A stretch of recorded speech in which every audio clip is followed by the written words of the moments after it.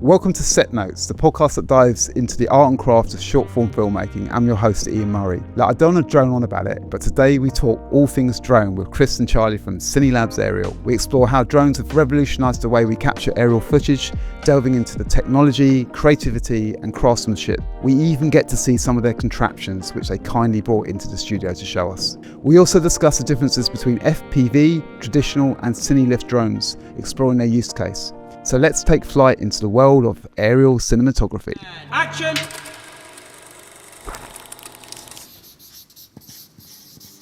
Welcome. That's another one we could use. What's the first one I said? I've forgotten what it was now. Here we go. Yeah, here we go. Okay. So, here we go. It's like a, like little buzz phrase. Yeah, buzz phrase? I like Buzzword. it. It's good. So my first question for you is FPV drone. Yeah. Can you explain how that differs to a normal drone? So FPV stands for first person view, and that would mean that you are seeing what the drone is seeing, but much more immersively. So with a sort of a standard DJI platform, as we would call it, you would see what the drone is seeing from the camera, but you're viewing it on a monitor or a controller. You're seeing it externally. So it's a different viewing experience. Yes, so absolutely. So the standard drone you view on a monitor, and the FPV drone you view. Well, you would have different equipment. So we have goggles that we wear, and then that's basically the goggles are linked to the drone itself. Yeah. In the direction of travel that you're seeing, and that's a far more immersive sort of environment. So the goggles you're seeing, is that a 2D or does it feel like a 3D? It's a two-dimensional thing. So you have a little micro camera on the front of the drone. Yeah. And you pilot through that. Yeah. And it's a much more immersive experience, isn't it? From completely. A piloting standpoint, but also from the footage that comes out of it. Right. It basically allows you to be much more spatially aware. Yes. So when you are flying using an FPV drone and using an FPV camera, you are so much more aware of your surroundings, and you know how, because obviously you have to be very spatially aware to do FPV drone work. You can get much closer to objects, whereas with a sort of what we would call traditional drone, whilst you can still get close to things, but your judgment of where you are in relation to that is much more skewed. Is it like the cat's whiskers kind of thing, Yeah, that's a good way of thinking about it, yeah. So you get a sense of your physical size and your proximity to any obstacle. Yeah, and I think as well, because with FPV drones, typically sort of 9 times out of 10, you're always moving. You're always in motion in one way or another, whether you're mostly moving forward, but also in different directions. Whereas a traditional drone, you tend to, it can sort of hover in place more. It's more designed for that kind of... Yeah. So an FPV drone always has to be moving, does it? It doesn't always have to be moving. Can you hover with an FPV drone? Yeah, but to a point. Yeah. To a point, it's like if you wanted that shot which was completely static and a high wide, using an FPV Cinelifter platform or an FPV drone, it's probably not the right way to go. And what's the Cinelifter platform? Just explain what that is. So Cinelifter is basically a larger version of what we would call the sort of the racing FPV type drones. So a Cinelifter is a FPV platform that lifts a cinema camera. Oh, right. So that's the difference. And it might be good to start looking at, because we have some drones here, don't we? We do, yeah. So the first one you mentioned, just standard FPV, is that so we actually don't have a sort of what we would call like a one here, but the one that would be closest to it is obviously the one at the back there. So you have a camera mounted onto a drone. Yeah. So this is not obviously a cinema setup. This is not a Cinelifter. So this is a Cinewhoop, and this is not a Cinelifter. So the difference is that obviously the camera that is mounted on top of this drone is this is one we've actually made. This is a naked GoPro. So that's got the innards of a GoPro put into a much lighter weight case, and you put that onto the drone, and that would be a standard kind of FPV drone. This is a Cinewhoop, and then you get the other ones that are basically. And is that complete now? Is that ready to fly? No, you have to put a battery on this, and then obviously it would be ready to go. Just a battery, and that just goes into the cradle there. That's right. Yeah. Okay. And the stabilization that's not stabilized, presumably. This we would typically call this hard mount, which is a term that we use in this part of the industry, which basically describes how the camera is mounted. So it's either hard mount, gimbal, or. And when we go into looking at some of your work, is there work that has hard mount FPV footage, and work that has some kind of gimbal mount, presumably? Yeah. And you have examples of Cinelift versus. What would this one be called? Cinewhoop. So that's a Cinewhoop, but this is there are different grades with all the different kind of aircrafts. There are different grades of FPV sort of lifting capability. So this is a Cinewhoop that carries a small camera. Yeah. But then we've also got another, which is essentially a Cinewhoop. The next size. But this is a Cinelifter version. So this is carrying a Blackmagic G2, which is 4K RAW capable. So it's cinema grade footage, but in a Cinewhoop setup. So this, we could fly this indoors. We could fly this around talent. And that's because the blades are all protected with and as opposed to this one here that has exposed blades, right? That's correct. And that one, what's that one called? So this one's called the Cine 7. Which is again one of our in-house designs. We'll get into this, but you basically have designed and constructed, built all of these, have you? Yeah. So these ones that you see here, these are all in-house builds and designs. Like we use existing technology already, so we use DJI platforms and like stuff from DJI, iFlight, Two Raw Aerials, and there's some great technology that exists from those companies, and we do utilize those. But there's a selection of our fleet that we've completely designed and built in-house. And the reason we do that is because we want to be able to fly in a certain way and utilize them in a certain way. Okay. So do you use the blueprint and then adapt the blueprint from something else, or do you start the design from scratch yourself? So all of the ones here, they're entirely sort of designed by ourselves in-house. Using what principle? I mean, how do you start a design of a drone? That sounds quite complicated. Yeah, it is very complicated and very time consuming. Yeah, a lot of it sort of originates from the components and the technology that's available to us at the moment. And are there certain principles of how it should fit together in order to fly? Do you have to kind of have some aeronautical kind of design experience, or? Yeah, absolutely. I think the biggest challenges that we face are creating a drone to do a certain job within certain size and weight parameters. For us, that's, I think, they're the biggest challenges. And to bring all of those elements together into one drone, for instance, that's quite difficult.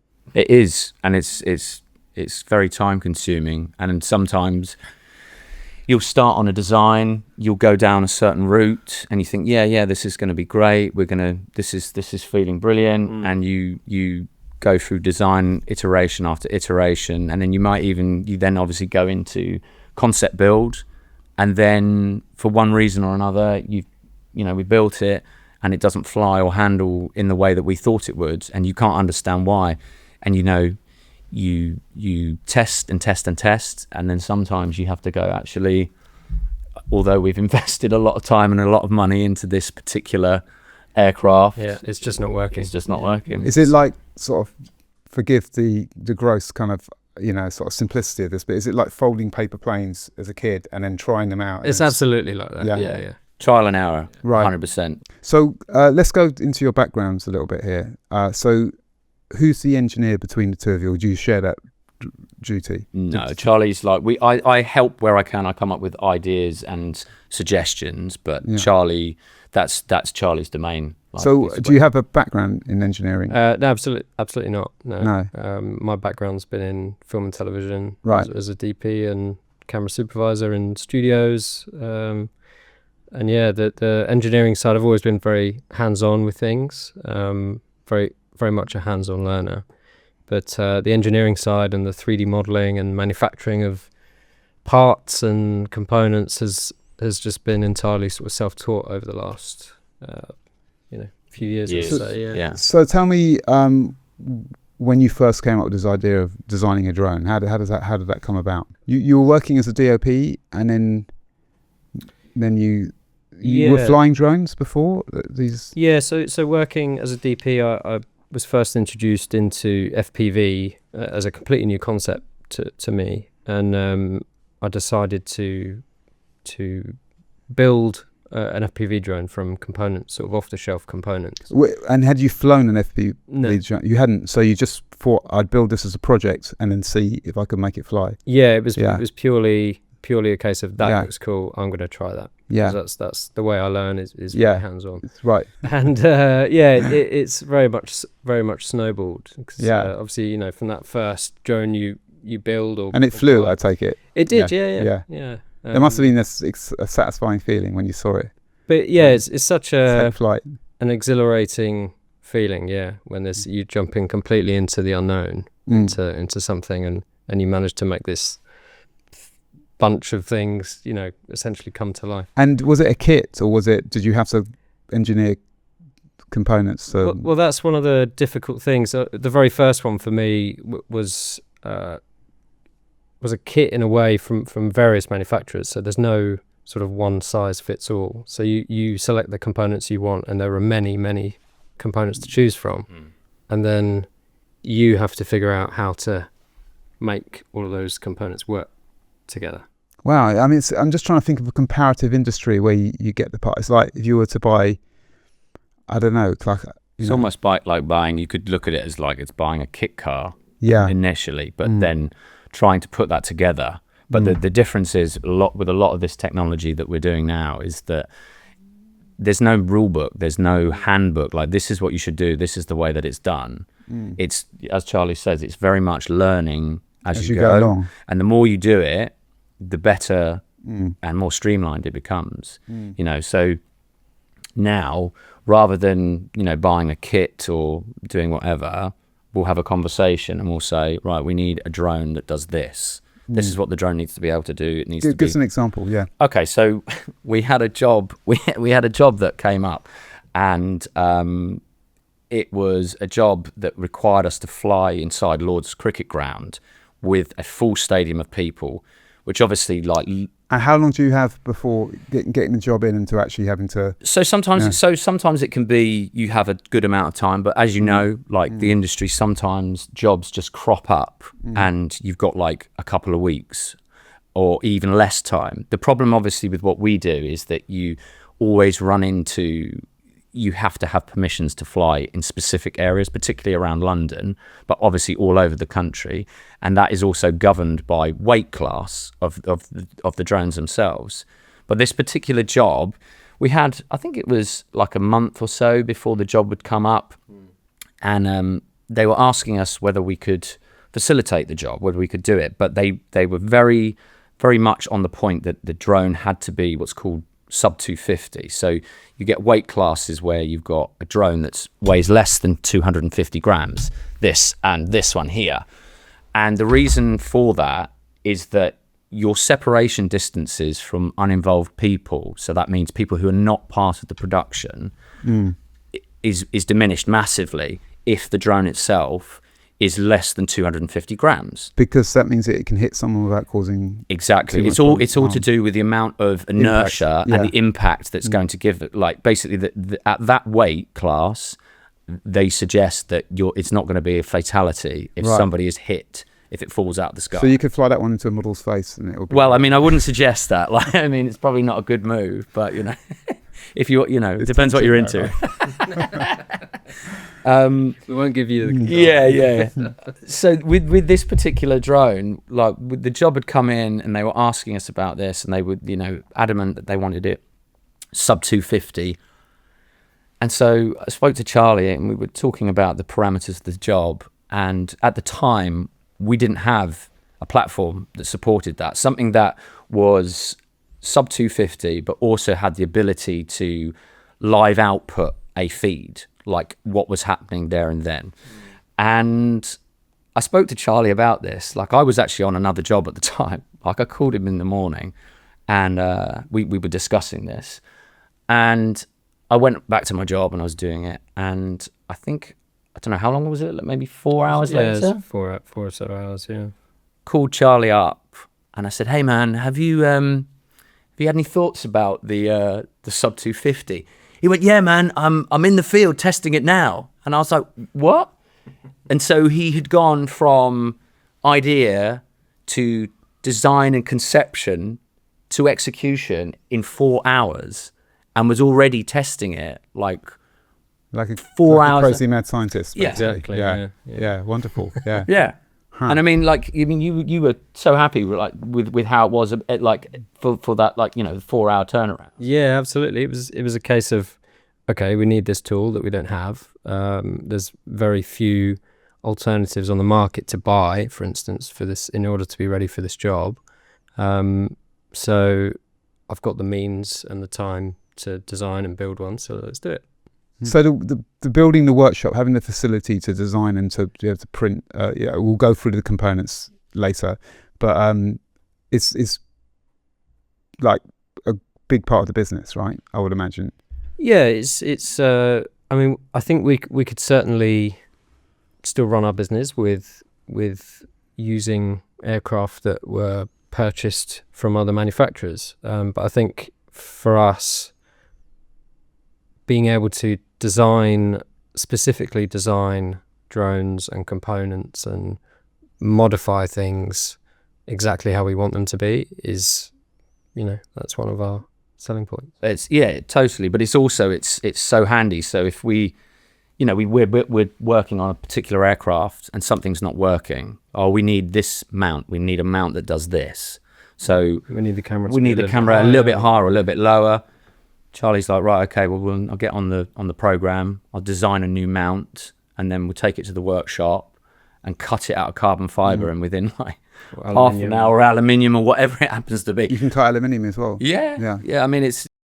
Let's speak to you, Chris, about the division of the skills, right? So we're talking a bit with Charlie. We're talking about the engineering side of thing, design side of thing, and what's your contributions? We have a sort of a multi-role purposes for us in the business. Like, obviously Charlie excels at the design and sort of the manufacturing side of things, and obviously like I said, I help where I can. I come up with like, have you thought about this, or what about that, or what if we move exactly. So an ideas guy. But what we found that really works for both of us, because we both pilot and we both operate the heads when we're doing the heavy lift stuff, so the stabilized. So just explain that to the audience again. So FPV drone, first person view drone. You use goggles? Yes, that's correct. Right. What kind of goggles are they? So they're DJI goggles is what they are. So there's different iterations of these goggles, but there are different versions. There are analog versions, but this is a digital signal setup, and most people using this particular like digital setup tend to go down the DJI route. In fact, I don't even know if there's another digital. Yeah, there are a few other digital options. But and when you say digital as opposed to analog? So the signal that it's sending, what you're receiving backwards and forwards from the air unit. Yeah. And so why don't you use analog then? Why do you use digital? So analog's great because it is a low latency system, but the analog has a lot more issues with interference, penetration in terms of moving. So it's less safe then, basically. It's less safe. Also, you can't see as clearly. It's essentially it's not as safe as using digital. So did the analog come around first and the digital replaced it? Yeah. So digital's the later technology. Yeah. Okay. So the goggles. Yep. First person view. Yep. Seeing through both eyes. Yep. A direct feeling of connection with the aircraft. Yes. Do you feel like you're flying? Does it feel like you're a bird flying through the air? Absolutely. It does. You I'd like to feel. Mate, this is why it's so good. Yeah. Because so that's kind of addictive in itself, I would imagine. Yeah. I mean, we have so much fun, like even when we're not working, when we're testing. Yeah. Because ultimately, what is fantastic about FPV is it's the ability to have that freedom. You're flying like a bird. Right. So you managed to kind of gamify your careers. Kind of. Our partners say to us, they're like, you guys are like mega nerds, you're mega yeah. geeks. Like we're either sitting in a dark workshop, like soldering something, or we're like out in the field, like flying. I mean, wearing like goggles flying and our headsets toys, like you know. well, I was going to say, amazing. I always thought the DOPing was the perfect kind of art meeting craft, and I was very rarely jealous of someone else's career, but I do feel a little bit of envy listening to you talk about. You'll have to come along, man. You have to come flying along. machines and then being able to fly them, and Mate, you have to come along, have a go. Yeah, absolutely. Yeah. I'll take you up on that Do. for sure. Do. So just to break it down a little bit, you got the smaller ones that use a GoPro. You got the bigger ones that use a more cinema camera, and then you got the heavy lift ones. Yes. Next stage up. Yep. Are they with the carbon fiber around the blades? So are they open blades? So we've got essentially a huge fleet of different drones, right? And starting from the GoPro stuff, the lightweight stuff, then we have the mid-range, and pretty much all of them have options for either prop guarded or open prop. And the difference between that is tends to be the flight performance and the max speed you can achieve. That's down to like sort of air, wind resistance and weight and things like that. The only one we don't have prop guarded is the largest cine lifter rig that we have, which is the gimbaled rig. Yeah. And so this one isn't gimbaled either. Is that hard mount as well? So this is all hard mount. Anything that's directly the camera directly mounted onto the airframe itself, like onto the aircraft, that is hard mount. That would be hard mount as well. Right. So all of these are hard mount. Yeah. Okay. And then for the gimbal mount, you need to have a bigger. They're the heavy. All the gimbals heavy lift then. Yeah. Essentially. Yeah.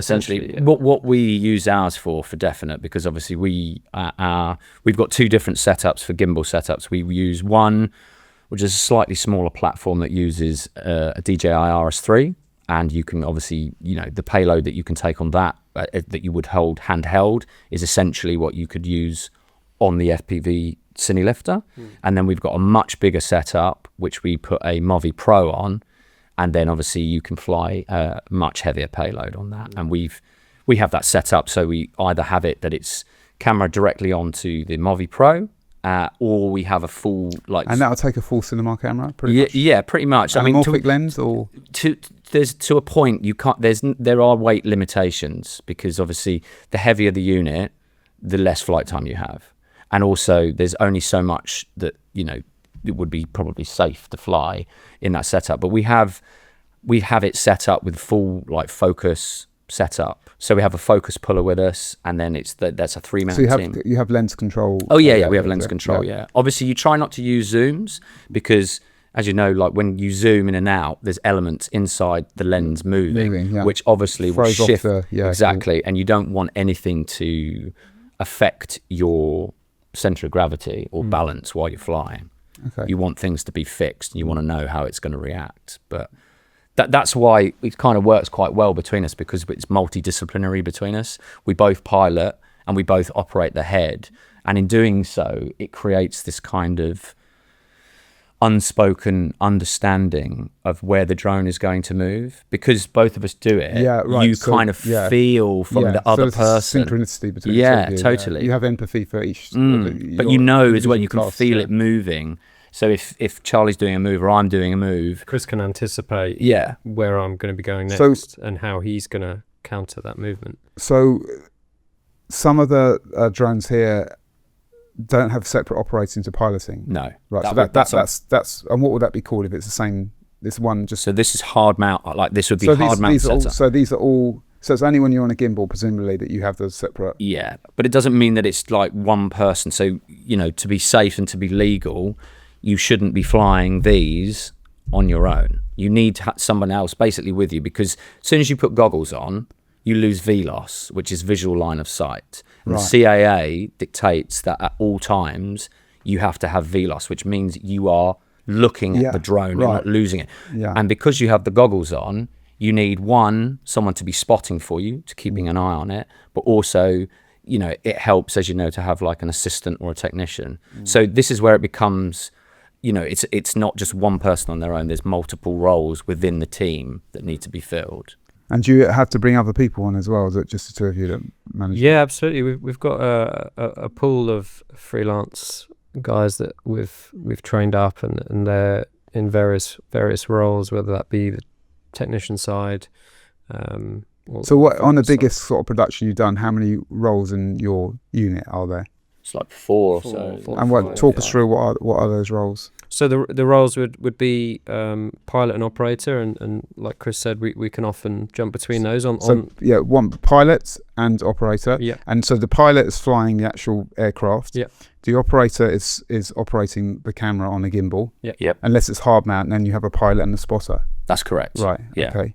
And then the other roles? The other roles would be we would have our first technical assistant, and then we might have a second technical assistant. And what's that? What's their role? And their roles would be anything from drone and safety management. So, for instance, they would be taking charge of battery changes when we're coming in. Oftentimes they need to be quite quick. So like kind of like a camera assistant's role. Yeah, essentially. Protecting equipment and Exactly. We've also got obviously you've got the focus puller in there, so the first might be like might be focus pulling or standalone focus puller, so it could be up to 5 people. Okay. And then just before we go on to looking at work, just so I got it clear, and hopefully the audience have it clear, the difference between, let's just go through the pros and cons of a FPV drone versus a more traditional drone, just so everyone's got it clear. So when we start looking at the work, we can break it down. So FPV, first person view, more intimacy with the actual flying experience. You can travel faster, you can get closer to things, you can go through apertures, small apertures. The downsides, it's not stable. It is as stable as in it's a very stable platform in which to work from. What it can't or is not, the technology isn't there right at the moment. So if you imagine what we're going to call traditional drones, like perhaps a DJI platform, if you let go of the controller and you just left it, it would sit there like that. It would hover in place because it's cheap. And that's with the horizon. Yeah. It's linear. It moves like that, and it will stay still. And it's GPS because it's using GPS positioning. GPS position. Yeah. Right. So it knows where it is in relation to the world, and it knows that is off horizon. That's on horizon. So it can keep dead stable. It can keep dead. Yeah, it can keep dead horizon level, but it can also hold its position in space without moving. Like there's very little drift, whereas an FPV drone will quite invariably drift slightly, but that is down to the pilot to correct that. So you can hold to a position to a point, but it excels when it's moving. And the difference is that a traditional platform drone moves like this. It moves linearly, and it also goes like that. Do you see what I mean? Yeah. Whereas a FPV drone will travel like this. It can do this. It will curve and it can move like a bird. By the way, I just have to say, this is why we film this, because that giving that demonstration, it was priceless. Imagine trying to do that on a podcast without having any video. What's he talking about? Yeah. So I love that. That's great. Oh, cool. So I really understand when you say standard drones kind of do that kind of hovering around, and FPV has that kind of more kind of like it's the organic feel, isn't it? That movement, and that's for me, and I'm sure you're the same, which is why it's such an incredible platform to work with, because it's so organic to movement, like things like dancing in the air. Yeah, absolutely. Like you nail on the head. Yeah, dancing in the air. Should we start looking at some work? Yeah. Okay, so this is the Johnny FPV Porsche collaboration, which is cool. So this isn't a piece of work you've done. This is not ours. This is the piece of work that inspired you. This is a piece of work. Okay. We've talked about this many times and why it works so well. So it's called Drive to Extremes. So, or the Taycan Cross. There you go. So this is hard mount that's FPV. An FPV. Yeah. So it can go bloody high.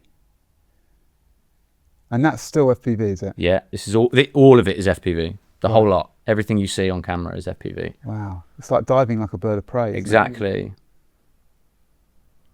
Huh. But I mean, look how high octane it is. Yeah. Wow. Yeah. And that's spin around.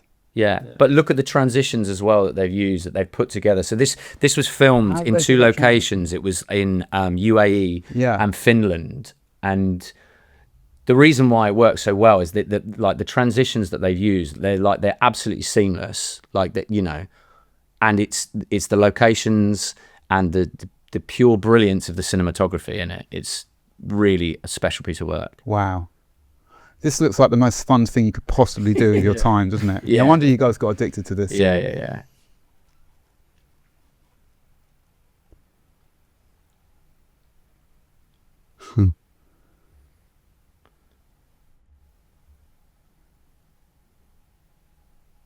I mean, do you know what I mean? Like the reason why it works so Hang on, well.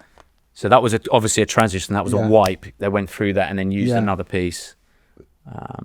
This, we surmise that this would be the camera is mounted backwards, and the driver is matching the pace of the FPV unit. Look how close. No, that didn't. That's real. That's real. That's real. Yeah. How do you know that's real? We watched the BTS, didn't we? Yeah. Okay. How long's the BTS? There's a bunch of, there's loads of different episodes. Maybe we should cut some BTS into it as well, if you don't mind, just so we can see that is real. And is that high speed? Yeah. So this was the Freefly Wave camera. Okay. So that is, because I was going to ask earlier if that's post or not. No. This is like, I mean, there's probably an element of like this would have been heavily.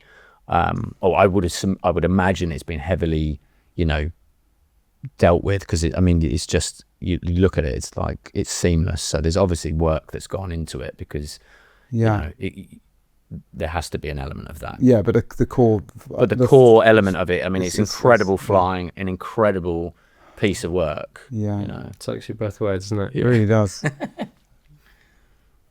Wow, look at that! Oh my god! Yeah, that's the speed of that. It's because they're so small and light that you can travel at that speed, or is it? Yeah, I mean, what camera do you think's on that? So a lot of what we've just seen is the Red Komodo. There are a few shots which I believe were GoPro. So the through the window shot was certainly GoPro. Right. I think the majority of it was Komodo. Right, and the high speed camera. What was that? High speed camera was the Freefly Wave. Wave, Yeah. and is that about the size of a Komodo? It's actually smaller than the Dorado, yeah. And that shoots. Do you not? DSLR size. yeah. And do you not speed that shoots up to? I believe it's around 1,000 frames. Right, because that looks to me. Yeah. Is that? Their new iteration, Freefly's new iteration, the Ember, Yeah. is supposed to be better. Yeah. I've not used either, but they've. So we've talked about it, haven't we? About the Ember, that there would be a possibility to go down that road. So when did you see this? How long ago did you see that? So that was 3 years ago. A few years ago. And how long have you been doing this for? So we were already doing FPV before that. Yeah. But it was like, you know, something that we enjoyed to do, and like looked with a hope to eventually making a career out of it. But exploring our options. Yeah, exactly. That's a good way of putting exploring our options. So now let's talk a little bit about how you guys met. So you were flying FPV, and you were, as you said earlier, you were designing your own aircraft. At the time we met, I'd designed one, like the first aircraft at that point. Yeah, and that is how we met. And you met. So we met like by chance on social media, because we were both into FPV, and we happened to be following each other or seeing each other's posts that were FPV related. And Charlie had built this new drone and was testing it with a gimbal setup, and he put out a message on Instagram saying, "Hey, does anybody want any time on the sticks testing this?" So I was like, "Yeah, I want time on that. Like, I want to get in there." But what he meant was, "Does anybody want to operate the head?" So I can continue the testing. Yeah. So I turned up and I was like, "Oh, great. I want to have a go on this." And he was like, "Let's just clarify this. Like, I meant like on the gimbal." You're not flying it. I've never met you before. Yeah. But then, I don't know, 2 hours later, very kindly did let me fly it. So. And how long have you been flying FPV for? I don't know, a year and a half, maybe a bit longer. Like, I don't know. And do you go into any competitions or anything? Talk to me a little bit about the scene. Because there's a scene, right? So the FPV scene. I mean, FPV has been around for a number of years, but I think what really made FPV blow up was the racing drones. There are competitions around the world where pilots compete against other pilots and win prizes, and I think that's becoming more and more of a thing, isn't it? But that's essentially where it all stemmed from, to the best of my knowledge. But it's that there are more and more emerging pilots which are blending the skills from racing drones and flying them for fun and blending them into cinematography. It's a very different way of flying, though, isn't it? The racing side of things is they have much higher rates. So but you can customize these drones and the way that they fly down to like almost like the molecular level. Like everything is interchangeable. You can change how quickly it can flip over or roll, or and that's done with a program called Betaflight. But the way that the racing pilots fly, they have much higher rates, and the movements are much more. They're quicker and they're they're reactive much more. Whereas the way that we can fly like that, but on a cinematography level, I personally, I don't think it's desirable. There are obviously moments when you're chasing something that are high octane and they need much more jerky motions, but even then, they need to be with a level of finesse, because as a viewer, to view something that's very angular and very it's jarring. And it's a different way of flying. So we have lower rates, and it gives it more of a flowy, silky feeling. Yeah, it gives it more flow. Yeah, I mean, hopefully we'll get a chance to talk a little bit about the cinematography kind of aesthetic and how that works with FPV drone flying, because would like to get a chance to talk about that. But should we? What's the next piece of work we should look at? So we could talk about the job that we're known for, if you want. Which is the Redbull job. Yeah. So let's get Redbull up next. Yeah. Do you want to tell us the background on how did Redbull approach you? How did that job come about? So the Redbull job first came about. It was around 2 years ago. It was around the time where Chris and I were testing some gimbal filming with one of the drones, and I got a call saying, "Can you go to Montenegro tomorrow morning?" It was less than 12 hours notice, and we managed to make it work, and I'm so glad we did, because we went to Montenegro and I knew nothing about the project when I went there. Did you go there with some aircraft or? No, so actually I was brought onto the project as part of the documentary filmmaking team. Right, so this is in the role of sort of a cinematographer operator. Yeah, role. Absolutely. So throughout the days we were in Montenegro, I learned more and more about the project, and I got to a point where I could ask questions, because it was all very hush-hush at the time. And essentially the whole shoot in Montenegro got rained off, and the idea behind going there in the first place was the athletes would get a chance to rehearse and practice their jump. Right. In Montenegro. So these are the skydiver in a what's the suits called? Wingsuit athletes. Wingsuit athletes. That's what it is referred to as it. And so So this job was already happening. Yeah. And they were preparing for the stunt, basically. Yeah, absolutely. So the idea was that they would go to Montenegro, do a number of test jumps in situ with cameras, and at the time there was already a drone pilot involved who was planning to fly with the wingsuit athletes as they would sort of approach the bridge, and the whole thing got rained off because they weren't able to fly. But what it did give me the opportunity to do was speak to the production team and kind of voice the idea of implementing some more movement into the way they were going to. So were they planning on shooting it with a traditional drone at the time, or were they going to use FPV? No, so there's an FPV pilot called Colas, and he specialises in flying alongside wingsuit athletes.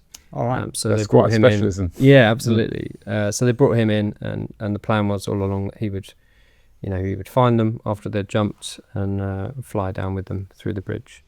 But it was a great opportunity to speak to all the production team, Redbull and Formidable, to explain what we could offer to the production. And at the time, it was the first time I'd worked with anybody on that shoot, so it was a great opportunity to be able to show what we can do. Just to be clear, we're talking about a stunt, of 2 wing athletes flying under London Bridge, Tower Bridge. True. Yeah, True Tower Bridge. Here you go. Yeah. Yeah. Okay.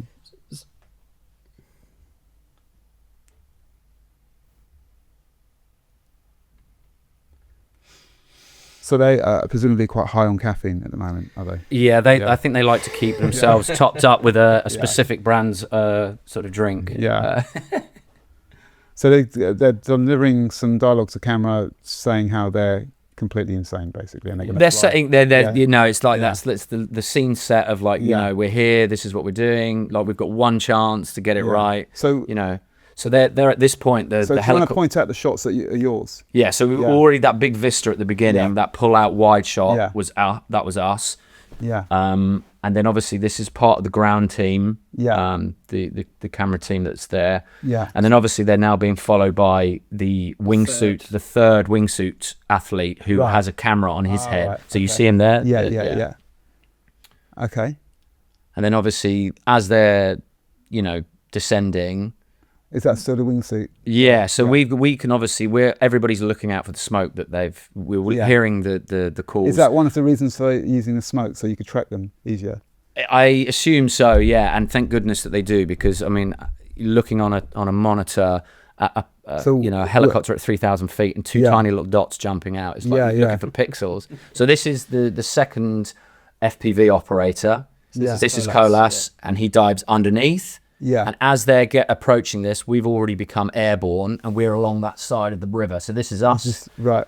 So we're sort of flying parallel to the athletes at this point. So for safety measures as well, obviously, like it was very, very orchestrated, like specific zones that we had set in place. So how many cameras were shooting that overall then? Do you know? There was around 50 cameras. Yeah, it was about 50 cameras. Right. So let's watch that one more time, shall we? Yeah. Put it up again. So that's your camera? So that's the media helicopter following that. That's us. So it's 2 helicopters. Yeah. So the media helicopter and then the talent helicopter. Yeah. So obviously they could build the story of what they're doing. Get the shots of them crossing Tower Bridge. One would think, how would you get a license to do this sort of stuff? With great difficulty and a huge amount of planning. Yeah, I can imagine. I mean the amount of authorities that were involved in it. It really makes me laugh, the fact they're wearing a helmet, like it's going to save them if they crash into Tower Bridge. You know what I mean? It's like, at least we've still got his head intact.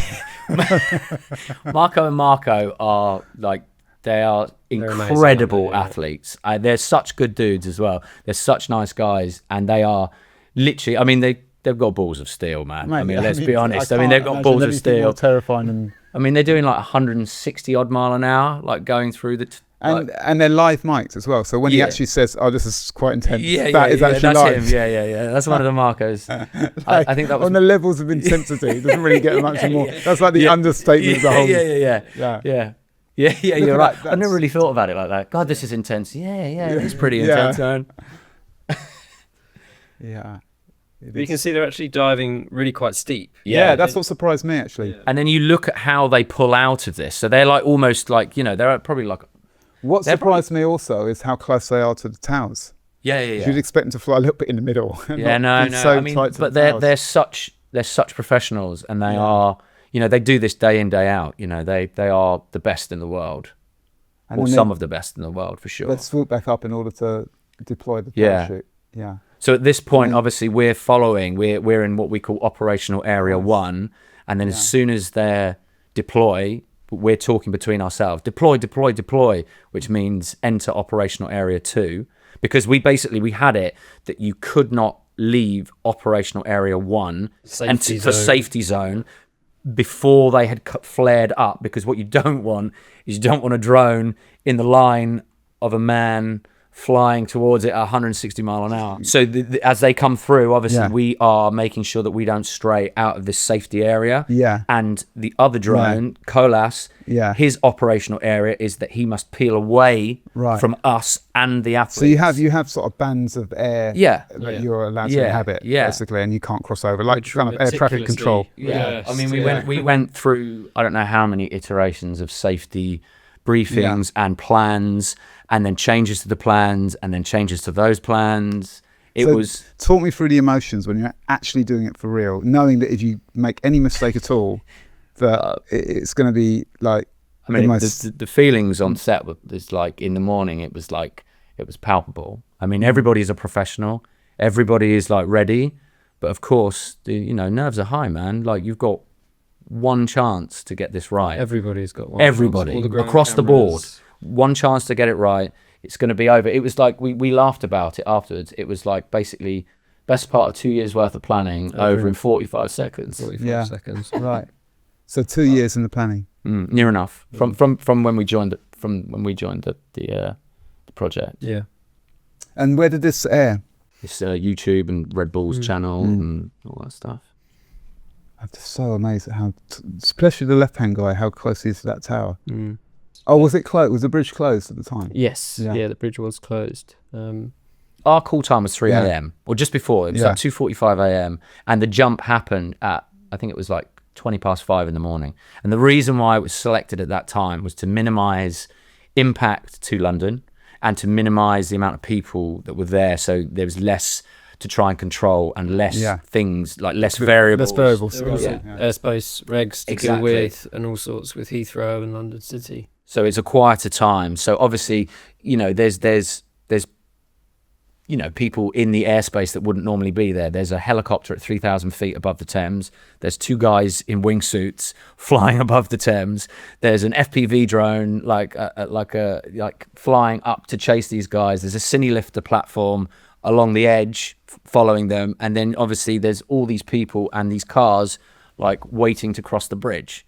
So it's it's a lot of elements. It's a lot of elements. And I'm assuming those cars have no idea what's going on, right? So they can't possibly have any idea what's going on. So they're sitting there waiting for the bridge to open up, and suddenly as a guy flies through. Well, there is actually a video. Somebody, they found it. Like there's two people in their car, and they're right at the front. And you then see the guys zip through, and you hear this lady. She's like, "Oh my god!" Like, they just fly through. Like, I mean, an incredible thing for everybody to be a part of. But I mean, just as a spectator, as bystander, you're like, "What the fuck just happened?" Like, you know, I can imagine. Yeah. What's the wrap party like? It must have been pretty enjoyable, I would imagine, with all the adrenaline flying around. Do you know what, man? It was a weird one because it was so early in the morning. And also the production team, it wasn't done. This is what I was sort of alluding to before, and what Charlie was saying is that it had to come out so quickly to beat the news, because there were so many people around, or there were elements of people around that could leak the story or whatever. So they had to turn around and edit within hours. So there wasn't really a wrap party, because everybody was still they were still working. So we packed up. They were working through the night, and it was just like it's constant. Like, I think we were back to the unit by about 8 in the morning. Yeah, finished. It must be. I mean, one of the emotions I go through, I call it like my post-shoot glow, when you have a kind of emotional experience after you've shot, particularly if you've had a long, grueling, say, a night shoot or something, and then you come down, and sometimes it takes you a while to come back down after a shoot, doesn't it? I can imagine on an occasion like this, when you've been building something up for 2 years and suddenly it's this massive adrenaline surge for, like 45 seconds or whatever. And then afterwards, it's like kind of being an athlete and running the 100-meter sprint or something, isn't it? Do you know what I mean? And afterwards you're kind of like, what do I do now? It took a good few days to kind of actually absorb what happened. I would hazard even longer, man. It was like the day of.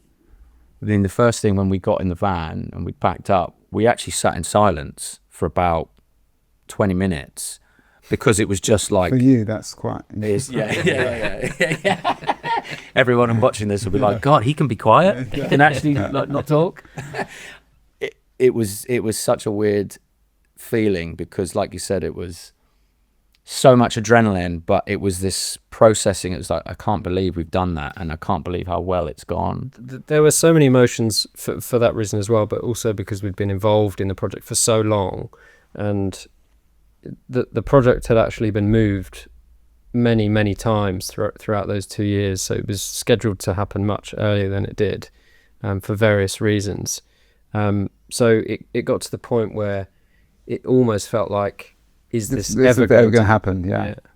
So for us, it was just a huge relief that, one, the Marcos achieved their goal and everybody was happy, but also that we were happy with our involvement, and everything just went as good as it could have gone, really. I mean, sort of stating the obvious here, it's such a high risk stunt. What is the kind of contingency for if anything terrible goes wrong? How did you how do you insure for that? What did production speak to you about? Any, God forbid, if anyone got hurt during this? Yeah, so there are obviously a lot of procedures in place to prevent, preventative measures, and everything concerning safety. Safety was always going to be first, and is always first in all of our operations. But particularly with this job, we had to set out specific areas for all of the aerial units to keep everyone safe, to keep the other crew safe, the athletes, the general public. And how we did that was through separation distances. So we kept our minimum separation distances away from general public and uninvolved people. And then the other way we did that was through meticulous recce's on location. We did quite a few, didn't we? Did loads. And did you take a drone up for the recce? We had done so the day before the event. So actually 2 days before event day, there was sort of final rehearsals with wingsuit athletes in position and all aerial units. And then the day before the event. So you rehearsed the full move with the drones somewhere off site, kind of. Yeah. But in the sort of the iteration or the setup as it would be on the day, and that's so everybody can get their mindset straight and put it in. And you just did that the once, did you? No, we did that quite a few times on the about day. 5 or 6 times. And where was that? Where was that place that you did that? So that was actually at Hinton Airfield in Oxfordshire. Right. Okay, and that's all the correct distances for. Yeah. I mean, obviously, it's an airfield that's it is a working airfield. So obviously, we had to everybody had to coordinate with jumpers that were still working on the day, like people who were like jumping, parachuting for fun. But then obviously, we had moments where we are allowed to have. And did you have a target area for them to fly through? Yeah. So they set up these bouncy castle balloons basically to simulate the towers of Tower Bridge. Yeah. And they had all the distances marked out, so everybody knew exactly where they needed to be. Yeah. Yeah. Interesting. We can touch on the both sides, both directions. Oh yeah. Maybe. So obviously with it being outside and the parameters of the job can always change and always be affected by the weather, we had to set for possible wind direction change, which would mean that we were either in an easterly orientation of drop or westerly. And that basically would mean that we would have to either work on one side of Tower Bridge or the other. Right. And originally we had set up to be flying on the Tower of London side. That was the original plan, and we were taking off from Traitor's Gate is where we were taking off. So that whole piece of land along there is owned by Tower Bridge and can be controlled completely and stopped. It's not open to the public before, I think it's 7 a.m. in the morning, I think it is. And that's what we were to do. That's in our heads. That was the side that we were working from. This is what we were doing, and we had planned it and thought about it. And you kind of get into a mindset of that's what you're doing. But literally the day before the job, wind direction changed, and they were like, we're not doing it this side, we're doing it the other side, which is fine because we'd planned for both. Yeah, so all of our paperwork and everything and all of the pre-planning we'd done for everybody involved accounted for which side of the bridge, but there was always a favourite which everybody was kind of aiming for and hoping for various reasons. But yeah, it switched last minute, didn't it? And that was quite an It's adjustment. it is. It's a massive adjustment when particularly when it's such a high pressure, high profile like stunt, and you know that the stakes are real. You know, if somebody messes up, someone could get seriously hurt or worse. You know, which is obviously you don't want. So you're planning this in your head. You know where you're going. You know where you're going. You know what's happening, and then at the 11th hour they go, yeah, the wind has changed.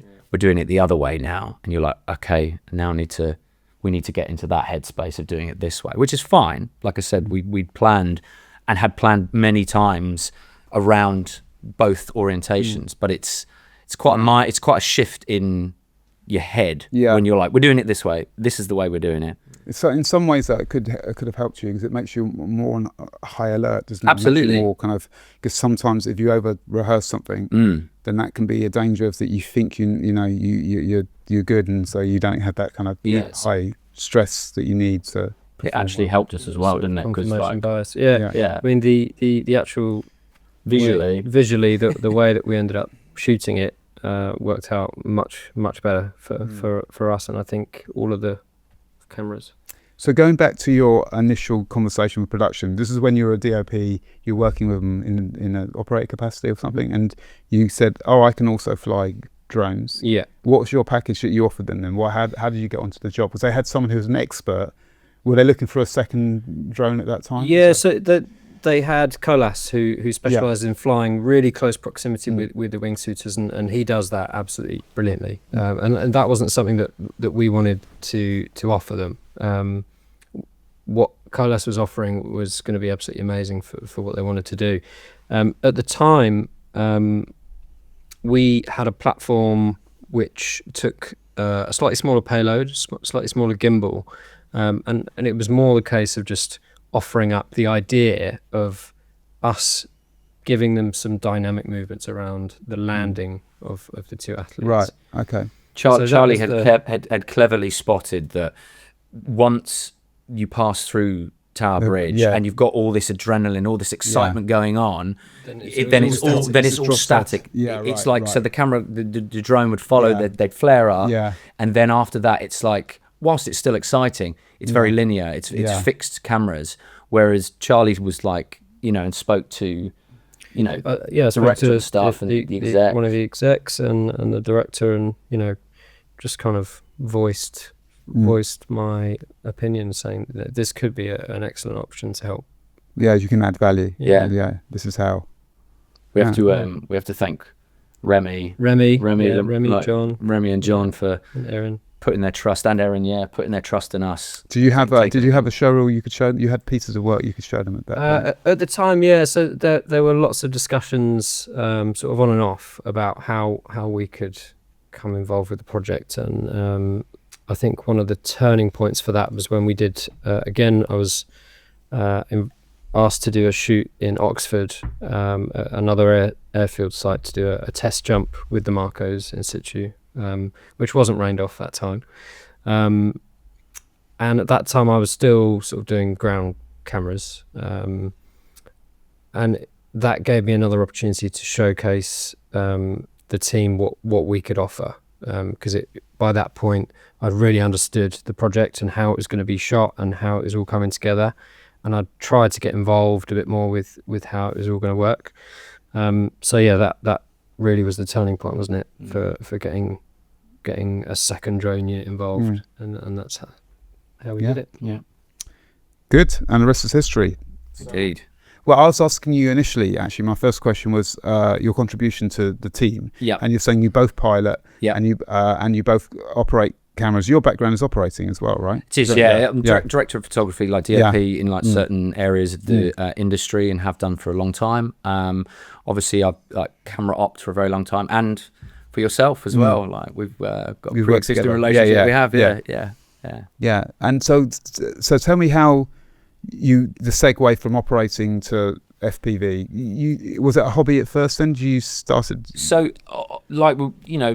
Charlie and I both were into FPV before you met Charlie, though. So so I've been flying drones for years. Normal drones, standard drone.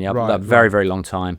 And have utilised that in my my career and stuff. I was also what I would call a standard sort of drone pilot, Right. Not non-FPV. I didn't know that. Yeah. So obviously with the job roles that I've done as a camera operator, quite often there's a call for, particularly in television, there's a call for operators who are also able to fly drones. And obviously that's a better thing to do. And as soon as I started doing that, I knew that I loved drones. I still was massively into camera work, and I loved the principles of lighting and crafting something and making something really beautiful. And like, I will always love that. But there was something really special about the perspective that a drone could offer you. And this freedom. But it was just like getting those camera moves, a totally different perspective, like putting it up high and coming down like on a diagonal axis, and then maybe putting a bit of a curve into it. Just how this could develop a story or a movement into like the beginning of a new scene. I loved that. It was really the first time I remember it being effective for me is when on kind of reality TV, that is on the Apprentice, and they had the sort of sweeping shots of London, and they had that over the music, that kind of like dramatic kind of orchestral music. And I always felt, to me, it's like the kind of God's perspective. It's like totally. God's POV, and it makes something feel so much bigger, doesn't it? And this sort of omnipresent eye that sees everything that's going on, and it kind of takes you out of it.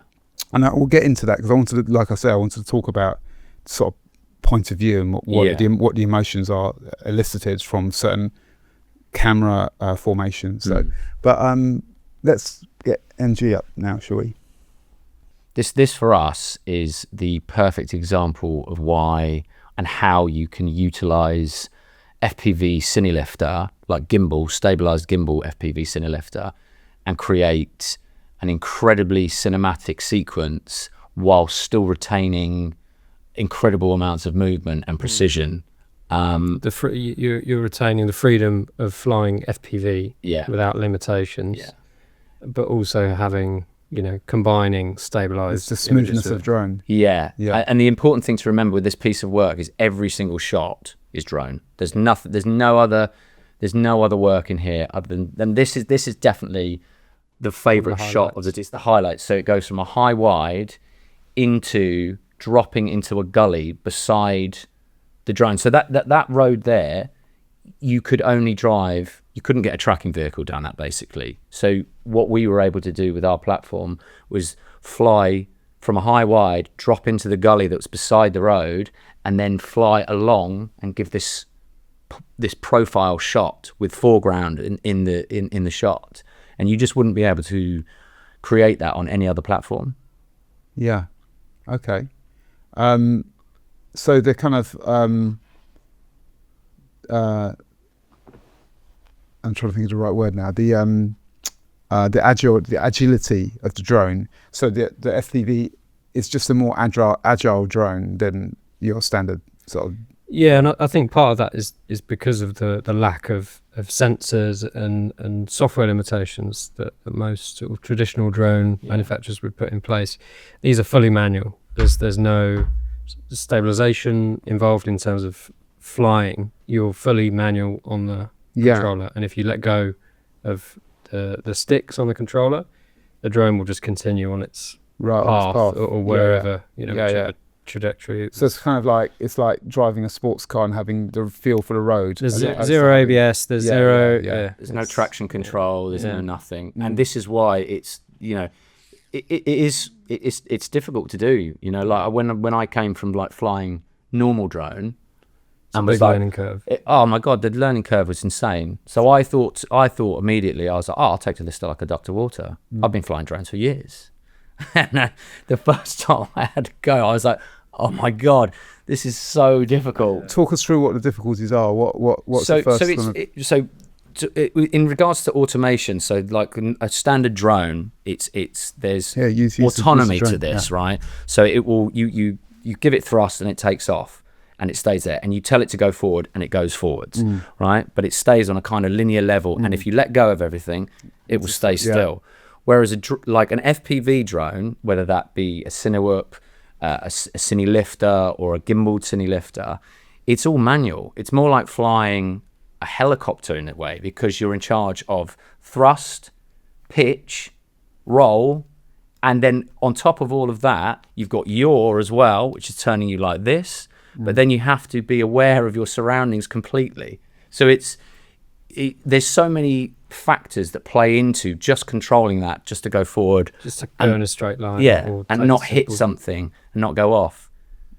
It really was shocking. Like when I first got into it, like had a first go, I was like, I'm never gonna be able to do this. I was like, this is so hard. It feels so alien compared to, because although the controls are technically the same in terms from a traditional DJI drone, for instance, the controls are technically the same, but the way that the drone responds to those controls is completely different. You have to completely rewire your So in some respects, it's probably better not to have flown drones for years and just to go to FPV. Perhaps, maybe, I don't know. I think that the good thing about having different job roles and different disciplines in different areas is they all help build the other. So being a drone pilot gave me the basis of understanding aerial framing and aerial cinematography without having to overthink the control of a drone. You know, obviously there is element you need to control. It's still skillful to fly a normal drone and get great footage, but you haven't got those added pressures of thinking about pitch and roll and anything else, and having no sensors. But it gives you a basis in which to understand, well, that looks good. That looks good. Why does that look good? Well, it looks good because it was closer to moving subjects, or it was framed correctly. And then as a knock-on from that, I feel that, the work as an FPV pilot has massively increased our ability in regular drone flying, because you become far more spatially aware and you understand what works better. It's not always about going as fast as you possibly can or as high as you possibly can. It can be creeping slowly through a tighter area and changing that perspective shift. It's nuts. Yeah. It's all about picking the right tool for the job. Exactly.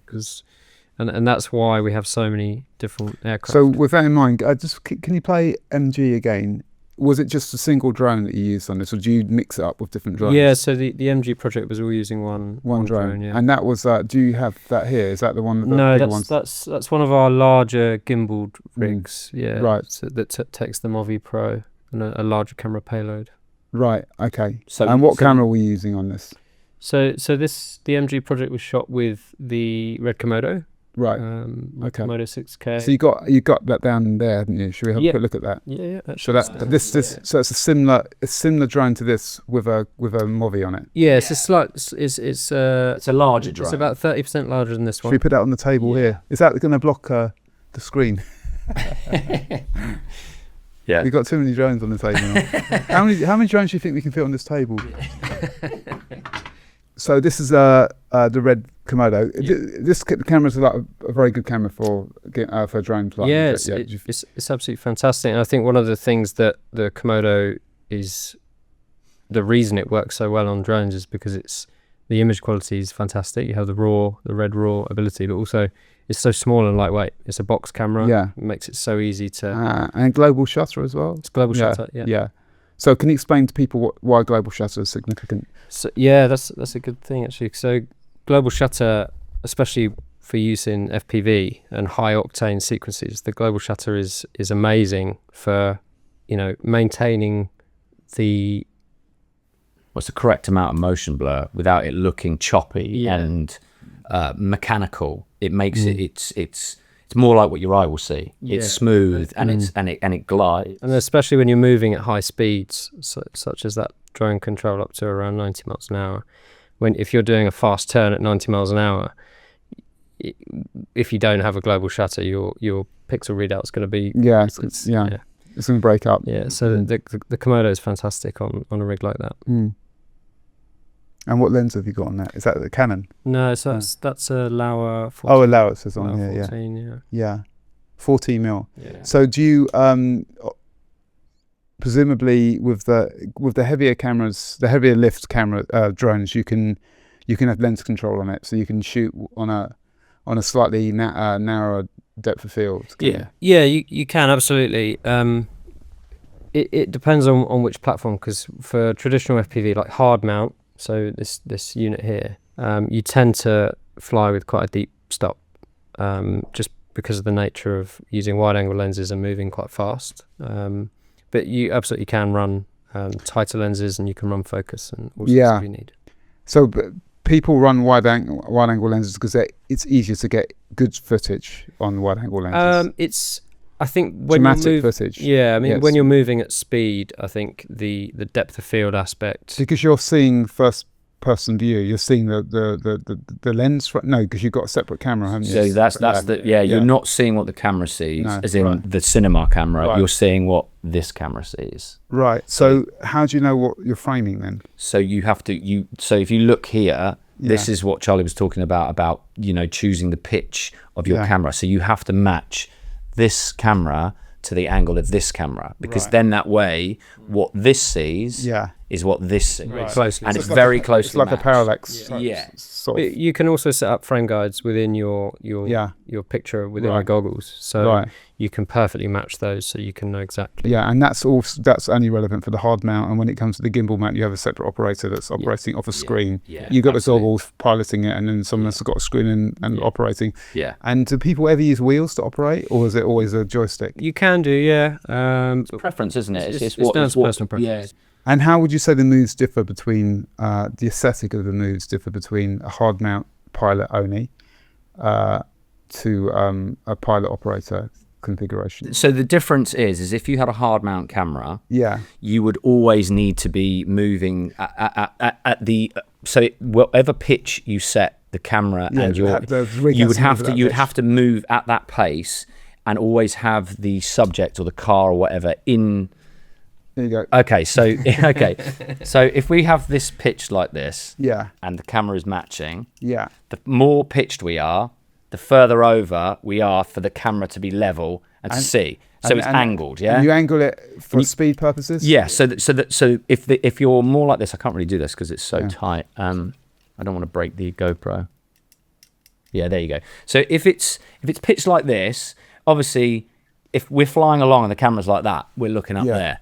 So you wouldn't be doing that. Your unit would be like that. That's how you have to be. And is there a certain like optimized pitch for a certain speed, or how? Well, the more aggressive the pitch, the faster you'll go. Right. And the difference is with this, if we wanted to keep a subject in frame, we have to keep the drone at that level, which means we have to be constantly moving, because as soon as we slow down, the drone naturally levels out. The difference with the gimbaled the gimbaled setup is because there's two of you, the drone can be going at whatever speed they want in to a point where you obviously you don't lose the vision of where you're going. And the camera will stay level. The camera can be pointed backwards. So if you pass me the drone a second, so when you're doing a car shot and you're doing like a drive-by car shot, and you're doing it on, and you want to do a shot that arcs around a car, on a piloted hard rig, you'd have to fly it kind of like that. That's exactly right. And it would go like this. It would go round the drone. So say the drone, the camera, that's our subject. It would go round like this. Like that, and you keep it there. And then if you're doing it with a gimbal and an operator. So with a gimbal, so obviously we would never set the pitch of the camera that hard. So forget about the camera on top now, and we level this out. So the drone can be either coming up fast like this, but the gimbal will keep the camera level anyway. But we also have control of it. So we could be coming up fast, and it doesn't matter, but then we could slow down and come round the drone, around the subject. And the gimbal would stay on it, so the drone could be traveling in this direction. Can you get a configuration whereby you have the drone just flying past like that, and the camera does the work? Absolutely. That's exactly what we do. So the camera will pan as you go. That's exactly right, and that's exactly what all those wraparound moves on the MG. That's exactly what happens. So it makes a more cinematic move by having a separate gimbal. Completely. And it gives you more of a kind of a traditional operating. Yeah, it definitely gives you a more smooth, stabilized look. But there's also a really big place for the hard mount. Yeah, absolutely. And what's the big place for the hard mount? And that's the more high octane. With that in mind, should we go and have a look at some of those? Absolutely. Yeah. So should we? Now, so that was a kind of more cinematic twilight, like magic hour kind of graceful kind of like traditional cinema shots, right? Yeah. And could be utilized on sort of like, beauty shoots, anything that had like, gorgeous settings with like potentially like, and you want graceful sweeping moves. Exactly. Exactly. And then there was a couple of moves there that couldn't be achieved on a standard gimbal. You said flying close to the car. Can you get closer to the car physically, the proximity to the car on a FPV than you can with a traditional? Technically, you can get closer with both, but the reality is you wouldn't fly like that if you weren't flying an FPV drone, because you just don't have the spatial awareness. When you're flying in one of these, you are there as the pilot. You can see where you're going. So you can get far closer because you have the spatial awareness. Yeah. And with the gimbal added on that, if you're already, so like when we flew in the gully beside the car, we did that on a wider lens, but we then also did it on a tighter lens. So the drone is like staying basically where it was, but we're coming further in with the lens. With the optics, so it's it's really, really versatile. So who decides the proximity physically to the car? Is there a license for that? Or is that something that you dare to get close as a pilot? Or is that something that someone else decides? Who decides how close you can get? It's a case of whether the subject you're filming is involved in the production. So if the subject is involved in the production and everybody's been briefed, you can legally and technically be as close as you dare. As you dare. So as close as the pilot can manage your spatial awareness. Yeah. Right, okay. Because the MG you got pretty close at one point, didn't you? Yeah, I mean, there were times within the MG shoot where we were within a metre of the car travelling at speed. Yeah. But again, legally, that's fine because they're an involved person. So and they're under our control. Yeah, they're under our control. They've been safety briefed. And if it was a live animal, like a horse running, would that still be the same case?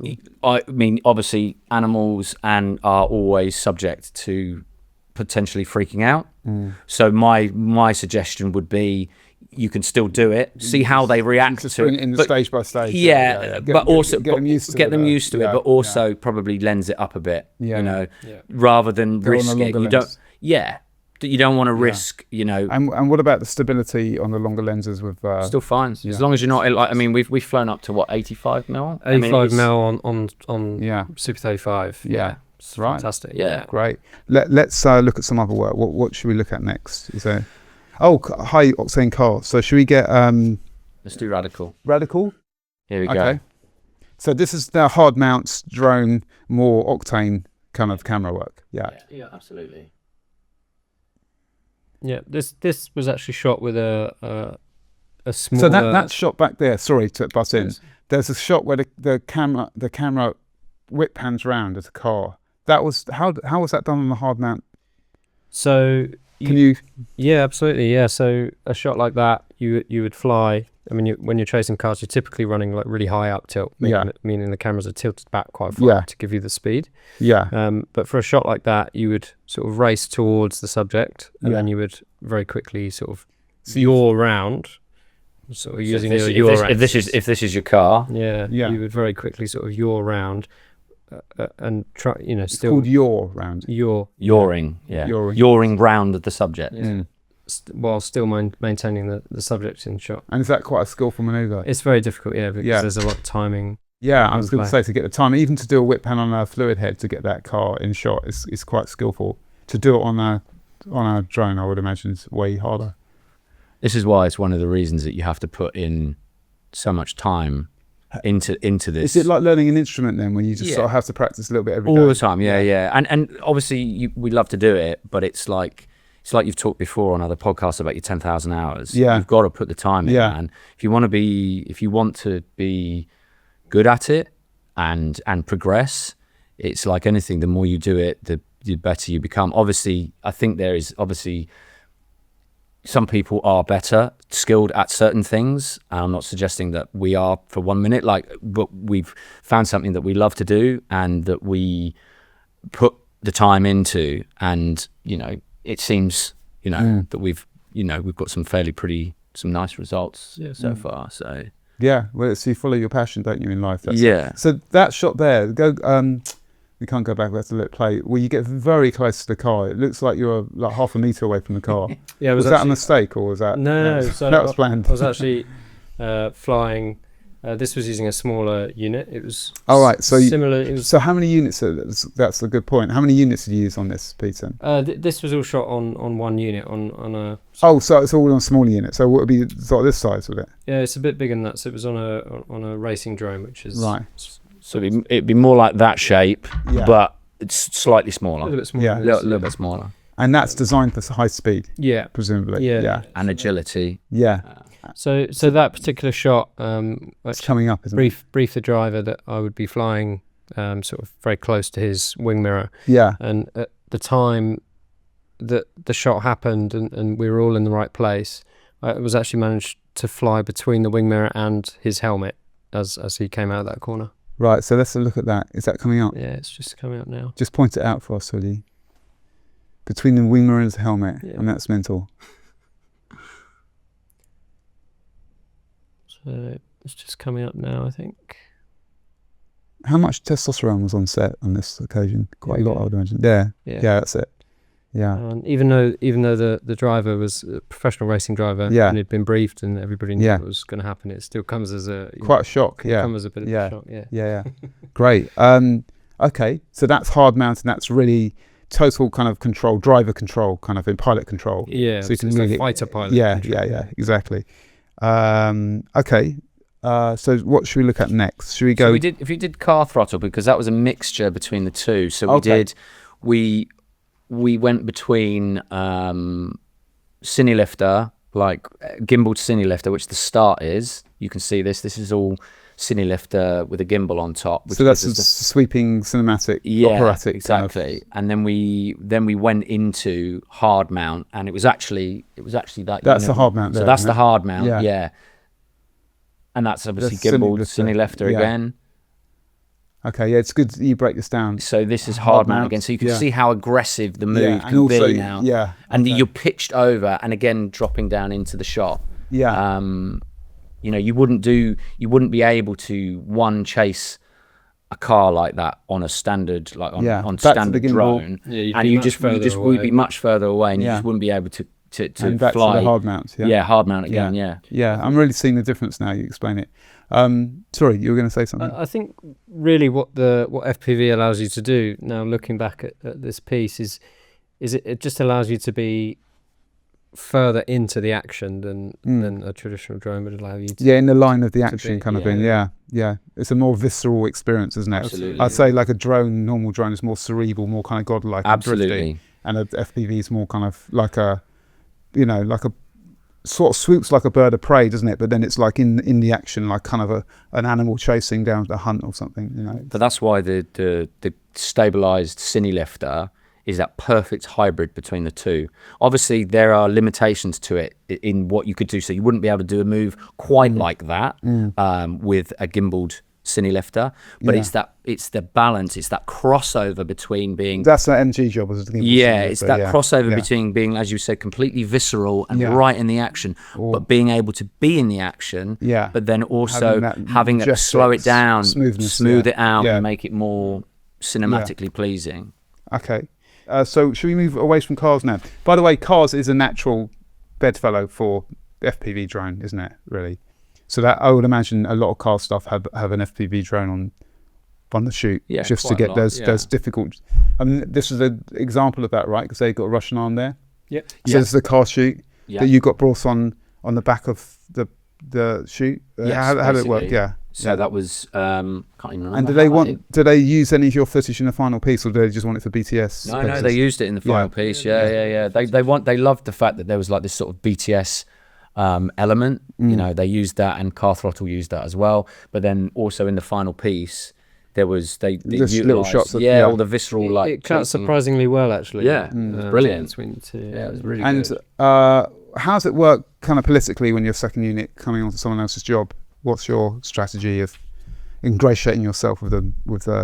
So we're very much we've laughed about it before, because we've had you know, we've always been like on the either the main unit as camera ops or DPs, or, you know, second unit batting away the second units, going, no, we will give you, we'll give you 2 minutes just but before lunch. We've always been there, like right there in the action that's happening all the time. Yeah. It's very, very different when you're offering up like aerials, but particularly Cinelifter and FPV aerials, because whilst they want you there, you're like, not that you're an afterthought, but you're like we'll sprinkle a little bit of this glitter that we've got waiting here, but we will wait until we've got the main shininess of the project. And do you know that's, what I mean? that's the key, isn't it? Is that a lot of time you do end up kind of waiting and preparing for your moment, and you often, unfortunately, only have, you know, one or two times to get it right. But that will, you know, essentially leads back to the practice and the preparation with it. Absolutely. So. Yeah, it's more of a performance, isn't it? I guess it's all.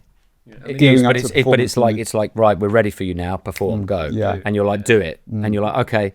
And like, you know, trying to, if you're on set and, you know, perhaps there might be overrunning or whatever, everybody's tempers are perhaps a little bit fraught, and they're like, right, we need to crack on.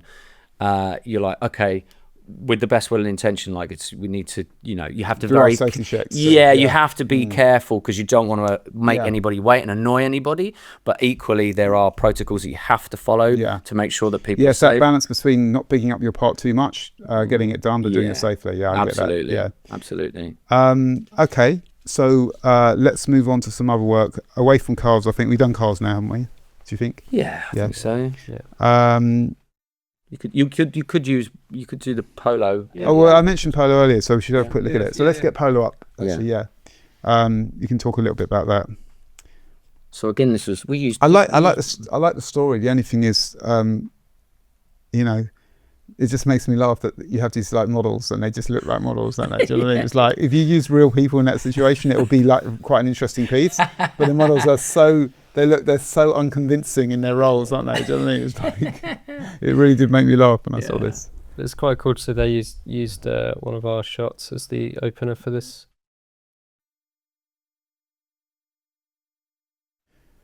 So I was really happy with how this whole piece came out. I was really chuffed with it. I think it was like a really beautiful piece of cinematography. All the elements together worked really well. This is what I was talking about earlier about the integration. Yeah. Like using a bit of handheld here, the right moment for a track, you know. And you can't tell the different, you wouldn't be able to tell necessarily for a lot of the shots what was shot on FPV and what wasn't. No, absolutely. Okay, well, I accept your challenge. Let me see if I can work it out. That's for a lot of the shots, not all. Not all of them. So, talk us through the units then. Who was? What? So this was the main unit, and like obviously there was the main unit, and then obviously the second unit, and we were like sort of the aerial unit. So that's shot behind the car when the car's driving, and a shot arcing around. That's So he did. That's fun. He managed to figure out what was FPV. And then. What's the other camera units? Were you too busy setting up, or did you notice what other? So a lot of it they were shooting on Aries, weren't they? They were shooting Aries with. I believe it was the Mini LF. Yeah, I think it was. Yeah, and I think they were using. And what's your FPV? Was it? So it was actually this one, wasn't it? Yeah, it was this one at the time in this setup. So this is what we were shooting on, but then we also had. We had the RS3 as well, didn't we? We shot the motorbike stuff. What's the RS3? So this is a multi-platform basically. So this can be either hard mount like this, or it can be gimbaled. Yeah. So we've designed plates that basically, you see these screws. You take that hard mount out, and then you put a base plate that has a connector for an RS3 gimbal to go on. So we had this in both configurations. So the fast stuff that you see at the beginning and some of the chases we did in the configuration. With the Komodo? Yeah, with the Komodo. And then we did the stuff where we were chasing the motorbikes. We did that with the RS3 setup. So it was good because, you know, we got to utilize both different disciplines of FPV on this job, and I think it worked really well. Yeah. Was this all shot available light, or were they lighting any of this? A lot of it was. There was obviously they were using bounce and they were using fill and stuff, but there was they had some lighting, but it wasn't there wasn't tons. Yeah. It wasn't a huge, massive setup. It was, it was an interesting one, wasn't it? We got told as well that the cars, obviously these are like classic Bentleys, and I'm not sure what that red one is, but we got told, you get told things on set and you're not sure whether this is true or not, but there are only a few of those cars in the world, and each one was worth like 20 million quid per car.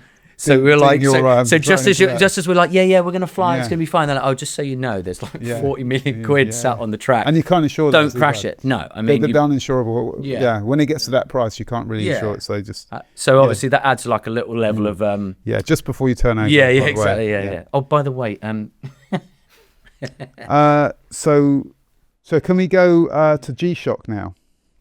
Okay, cool. Yeah. So I think this is such a natural bedfellow for FPV, because it's just, I can't imagine this being done any better with any other rig than this floating. It's just, this is an example of, I think, it working at its best. Okay. If you're just using one format, like we were talking about earlier. Yeah, of course. Because you can just go, it's like you're on the bike yourself, following people around on the bike. It gives that feeling that you're part of that group. Yeah. And that's why I wanted to talk a little bit about point of view, because I think this point of view of the camera works really well with the subject.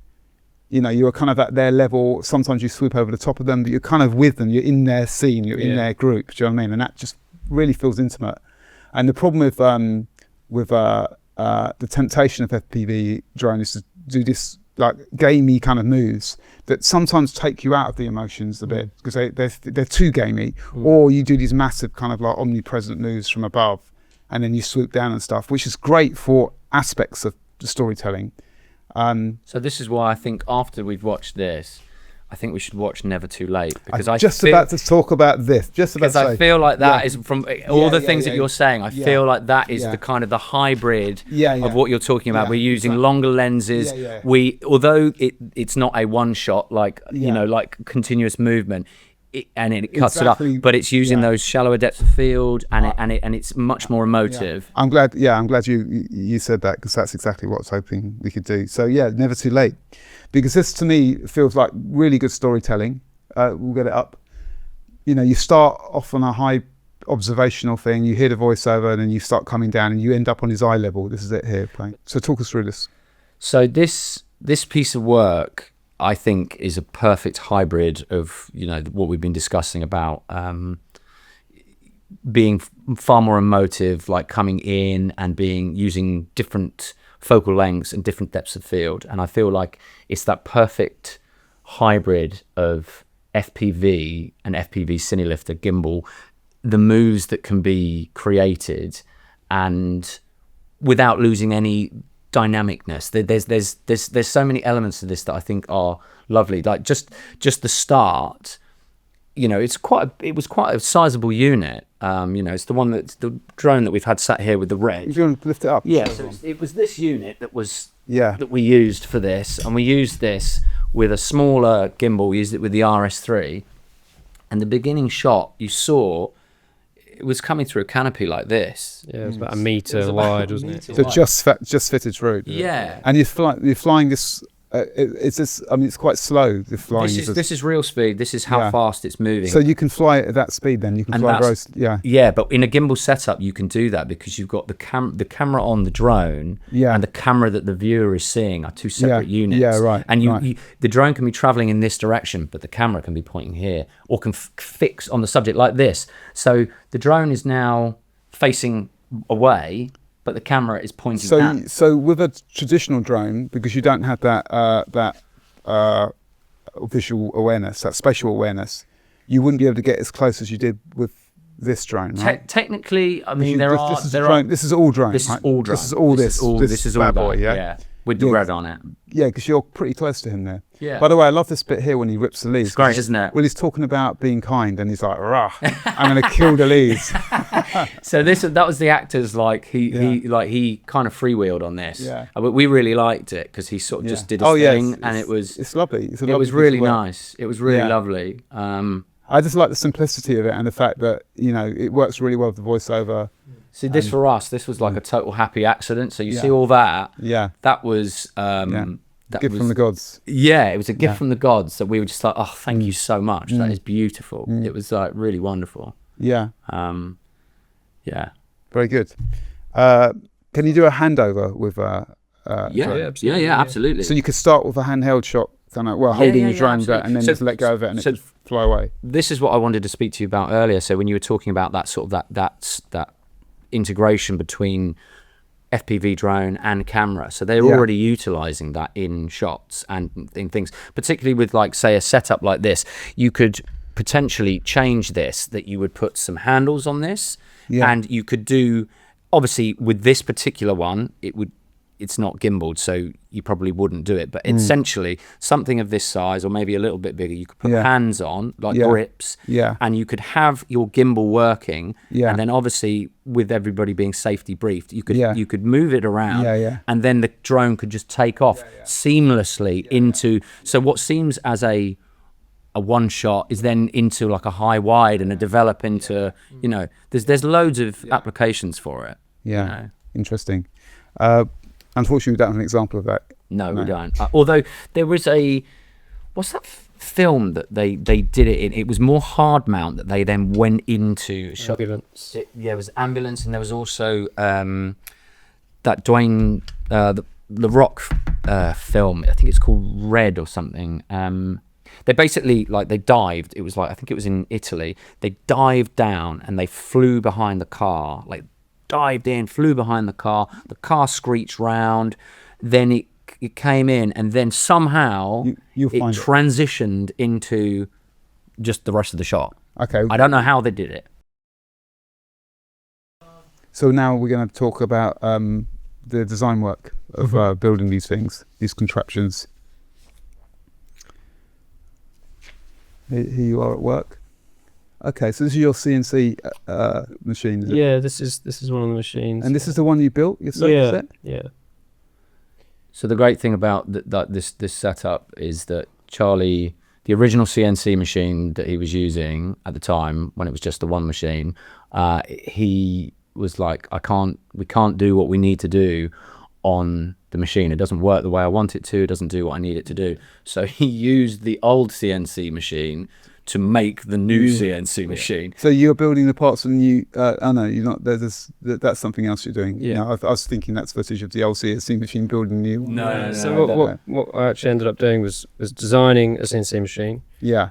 Building a first prototype. Yeah. Building a first attempt. Yeah. And then once I'd had a machine that was better than the original machine, I did it again. Yeah. To make it as exactly how it should have been in the first place. So the machines are building a better machine. Exactly. Like a little bit like AI. Yeah. A little bit. You know, AI is building its own AI that's going to defeat the first AI. Yeah. So that brings me on to actually the future and where things are going. So one of the questions I have, I mean, I think we've already discussed one of the things I think would really benefit the aesthetics would be to have a small drone this size that you can have a full sensor, or a drone that can do their kind of traveling through a car window sort of style footage, but you can do it in a way that's integrated with the other footage, and that would be a full sensor size, or at least a Super 35 sensor size. So I think that would be one thing that I'd like to see. The other thing is, is there any way, because the one job we didn't look at, I was going to talk about selling super houses, where you're going through, you're FPVing through architecture. Yeah. Now the problem I have with that is that because it's architecture, the architecture's all kind of, the horizons are all moving somewhat, and it feels very kind of like your, what's that called? Rolling, is that rolling? So you've got pitch forward and then roll. So you're kind of rolling around environment, which is a certain aesthetic, but it's very obvious what the tool is you're using. And I'm wondering if there's a place whereby you can get that kind of footage flying through an internal space, but you can do it with locked off horizons. Absolutely, yeah. And we've done a few pieces of work flying indoors with the larger Cinelabs platforms. So either flying the Sony FX6 or the Red Komodo with a gimbal setup, sort of indoors. So the gimbal will keep your horizons. Yeah. Solid. Okay. So rather than you having that, as you say, that sort of rolly, sort of like floaty. Yeah. and you're like, okay, that's clearly like an FPV drone. You could have the same thing, so you could still have that dive in through the door, but then you would have the gimbal, which would keep your horizon, but you could also then, because you've got a 360, you could keep the drone traveling in one direction, and you can look up. You can look up as well. So you can have this wonderful sort of into the spiraling and off into it. So interesting. The other thing I was going to ask about is it possible to get a drone so you can GPS track it around an object, so you can do a perfectly circular track around someone? Yeah, the technology is always moving forward, right? But I think with a lot of the technology that's used within FPV drones at the moment, it's a lot of it's open source, and I think the focus for those engineers and coders and things like that isn't necessarily about perfection in terms of making perfect shapes or movements. It's all about flight characteristics and performance, I think. But I think with time, I think that'll come a long way. I mean, even in the last few years, the GPS systems that we use on some of these drones have come a long way in the way that they work. Interesting. So final thoughts, what do you think the threat of AI is in terms of people being able to produce convincing drone footage without using drones at all? I mean, obviously it depends on how good replication of scenery and whatever else.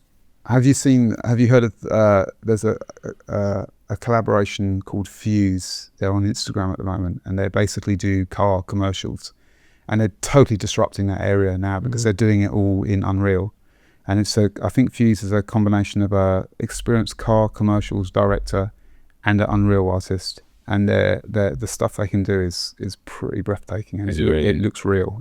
Really? Yeah. And so I'm thinking this is the first stage. I mean, this affects my job as much as yours, presumably. Yeah. Where we could all be replaced within the next 5 years if we're not careful. Depending on I think we could be saved maybe by legislation, but that would be the only thing that save us, because the technology is going to keep pushing forward, and it will make us obsolete unless there is some legislation to protect us. But do you have any thoughts on that? I mean, I personally, the thing I like about what we do, and the area of film and music and art, is that it's an extension of the artist. It's an extension of what they see and what they want you to see as a viewer. And whatever you think about art or music or whatever, if you take out the human element, kind of becomes irrelevant. Do you agree? I mean, I think if it doesn't have a soul behind it, there's nothing for me to link to. There's nothing for me to feel. Yeah, I mean, the frightening thing about it is when they were looking at how AI conducts an artistic process, it's very similar to how humans do it. Oh, really? Yeah, it's taking like a huge amount of data, which is like life experience, and it's sifting through that data and selecting some elements of that and then putting them in and forming that into a new thing, right? So, for example, if you say to AI, give me a desert sequence of Cadillacs, and put Elon Musk in it or something. It's like it's looking through that data and then putting those three elements together to create something new. And that's exactly what a human artist will do. They come up with an inspiration. I know what Cadillacs in the field on a landscape with Elon Musk, and then they paint that picture. So it's eerily similar to the human creative process, the AI creative process. I don't know. I mean, we'll see. But if you know that it is cultivated, I guess kind of like how people choose to have organic food because they know that it's grown in a specific way without artificial help, because they don't like the idea of that the food has been tampered with, that it's not real, it's not genuine. Just as that is a real thing, is a real area of commerce and business. I feel that art and creativity of art and music and cinema and whatever else, if you take away the human aspect, it's not real. Okay, it might look really good, but it's not. Well, it's like it's when not genuine. when post production became really sophisticated, and you have like one of my favorite films of all time is the first Blade Runner, made in 1983 or 1984, Something like that. and it's the last analog sort of sci-fi film. Every sci-fi film post, apart from now, Christopher Nolan's starting to go back to kind of doing things in camera and everything with Interstellar and stuff, but there's a whole spate of kind of these futuristic films that are all made using quite a lot of post. And you look at those films now, and they look really, really bad. Actually, they lack soul, because you can see that the post doesn't feel quite real enough. Also, it feels a little bit soulless, right? Whereas Blade Runner didn't. It had a real soul to it. They used real models, and the sort of post production effects they did. The kind of live practical effects they did was so sophisticated. It all came together so well. And I'm wondering whether, but then there's other films that you see that have very sophisticated post, and you completely unaware of the post production. Like like we were talking about 1917 earlier, and how they blended all those scenes together. You just think it's one continuous take. You have no awareness of the post production, and that works really well, because what's paramount is a human story, right? The emotional story that you're being taken on, and how you get there is kind of secondary to how powerful that story is. So if AI comes along as a tool and it allows us to tell these really powerful human stories in a seamless way where you can't see the artifice of it, then that's good, right? That's a tool that we can use. I think as long as it's a tool that you use rather than a tool that is used to replace. I think it's a balancing act, isn't it? It's like anything. It's like you wouldn't have only one camera platform on one. You wouldn't only go, right, I'm only going handheld in this. You might do if that's your stylistic choice, but you mix platforms, you use tools to elevate your story. So you go, okay, we now want a high wide shot. Well, let's get a drone in for that. And you want this to be floaty in this area. Well, we'll use a hard mount FPV for that. Or we now want to walk down some stairs, but we want to be really close to the let's use Steadicam or whatever it is. I feel that if it's a tool that helps elevate, I think that's okay. I think if it's a tool that replaces the human element, I think it's going to do both those. My point is, like, I think what will happen is there'll be a certain spate of work that will just be cheap AI, and it'll be soulless, and there'll be a huge amount of it because it'll be so cheap to produce, and it'll saturate the market. And there'll be work that's a mid-level that's using AI in a really intelligent way, and it works and really creates a tool. So you're taking a certain level of production and you're really enhancing it by using AI, and then maybe there's the top end work will still be done in a more traditional way. Who knows? But I think, well, who knows what's going to happen. I do think we're going to be facing some very interesting disruptive times though for our industry. It's right? an ever-changing industry, Yeah. isn't it? It's unfortunate. Well, it's fortunate and unfortunate. The better technology becomes, the better it becomes. But it's a snowball effect. The better it becomes, the quicker it becomes better. And, there you do run the risk of potentially losing certain areas of human, input work, which is very sad. It's very sad. If you look at films these days, there's some really high-end or even low budget, beautifully written and shot films, really, moving films that really, really work. And there's a lot of stuff that just isn't like, when I watch a lot of old cinema, and it's really hard to make a film that compares to a lot of the 70s movies, for example, nowadays. I mean, occasionally they come along and there's some good films that are being made, but for the quantity of films that get made, the percentage of ones that are good is less than the quantity of films that were made in the 70s and the percentage of them that are good. I think there's more quantity getting made. It's like music, the same thing. There's more quantity getting made, but what's good is a less percentage of that quantity. So you have to sort of sift through so much to find the good stuff. Do you know what I mean? I think, sort of leading back to the AI discussion, I think you really have to, when you're playing with fire in a way. So let's say FPV is a relatively new part of media in terms of producing film and television. And I think when you're playing with fire, you almost have to, I think you have to embrace the new technologies, whether that be AI and whether we want it or not. I think you have to embrace and utilize those things if you want to survive. Yeah. survive. Yeah, good. I agree. Is there a downside to turning your passion into your career?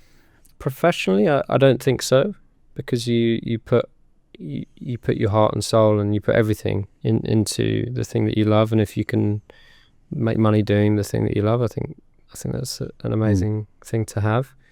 I think it definitely takes its toll on personal side of life. When you are putting so much time into it. So gives us an idea how much time you put into it, like the average week for you. Just so the pretty much the audience. Pretty much every single day we're flying. Right. We're not on a job. Yeah. We're flying. So that's either flying together, practicing, with a piece of equipment. And do you have a field nearby? Where do you fly? So we have our HQ has we're lucky enough to have a field at our HQ, which is meters away. Sounds like you got the best lifestyle. I'm so jealous. It's pretty cool. Yeah, it's cool. It's a very nice place. Really means we can think of something, make it in minutes. And then go and fly. I'm going to have to come and visit. Yeah, you should. You absolutely should. It's great. Yeah, it's really cool, and it's a really like when we're not flying the drones around, it's very tranquil. Yeah, I can imagine. Yeah, when you don't have those buzzing. When you don't drones. have them. And you don't have neighbours that complain about the sound. No, nobody around. Yeah. That sounds wonderful, man. Yeah, it's cool, man. And have you had any thoughts on a drone that can carry a human payload? No, not yet. I mean, we're always open to ideas, but no, not yet. But in principle, it's possible, right? So yeah. I wonder how big it would have to be. There are a couple of drones out there that are.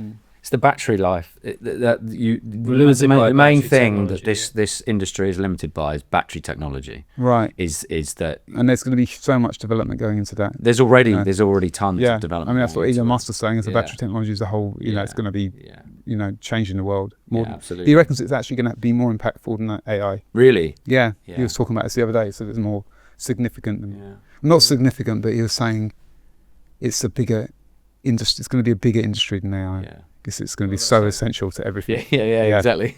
If Musk is behind it, must be happening. Yeah. Yeah. I wonder if he flies drones. You'd imagine. Well, he flies rockets, doesn't he? So yeah. He's taken it to the next level. I watched the rocket launch the other day. Oh yeah, of course, yeah.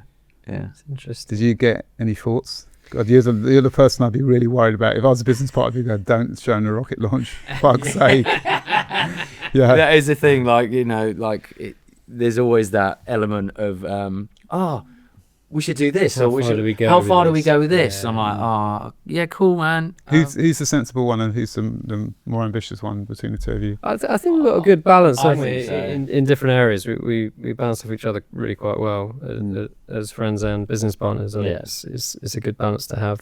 But I think Chris can tend to have some more out there ideas when it comes to certain things, like why can't we do this, and my brain is very technically and logically minded, and my brain is could be like, well, of course we can't do this because of this or whatever, and I'm like, right, well, how about this? You think a little bit more out of the box. I do. I think so, which is amazing, and a lot of times that works to our advantage, because I might not be able to see out of the box. Well, I'd say just meeting you two today, I can really see how the chemistry works between the two of you. I suspected that, having known Chris. I was thinking, and also how you described Charlie to me as well. But I can really see how that works, and that would be advice to the the viewers watching, is that if you can find the right chemistry between people and you can cover each other's blind spots, then that's that sort of secret sauce of the partnership working, isn't it? Yeah, thank you, man. It's been really great, and thank you for bringing all the drones along as well. It's great to have a visual demonstration of I think it really helps, and it's been a real pleasure. I've learned so much. I mean, normally I'm talking to directors about work and I have a kind of an idea of of the jobs already, because that's what I do for a living, but on this occasion it's been a real education for me. And cool.